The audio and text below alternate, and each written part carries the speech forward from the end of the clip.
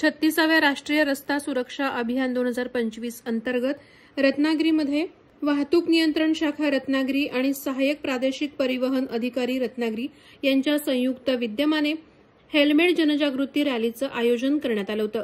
परवाह करेंगे सुरक्षित रहेंगे अशी टॅगलाईन देऊन या जनजागृती रॅली काढण्यात आली होती। याचं उद्घाटन रत्नागिरीचे पोलीस अधीक्षक धनंजय कुलकर्णी यांच्या हस्ते झालं। गुरुवारी सकाळी ही रॅली काढण्यात आली होती। यावेळेला जिल्हा रस्ता सुरक्षा समितीचे सदस्य सचिव तसेच कार्यकारी अभियंता अमोल ओटवणेकर, जिल्हा शल्य चिकित्सक डॉ भास्कर जगताप, रत्नागिरी नगर परिषदेचे मुख्याधिकारी तुषार बाबर, उपप्रादेशिक परिवहन अधिकारी राजवर्धन करपे तसंच सहाय्यक प्रादेशिक परिवहन अधिकारी अजित ताम्हणकर, वाहतूक नियंत्रण शाखेचे सहाय्यक पोलीस निरीक्षक आबासो पाटील उपस्थित होते।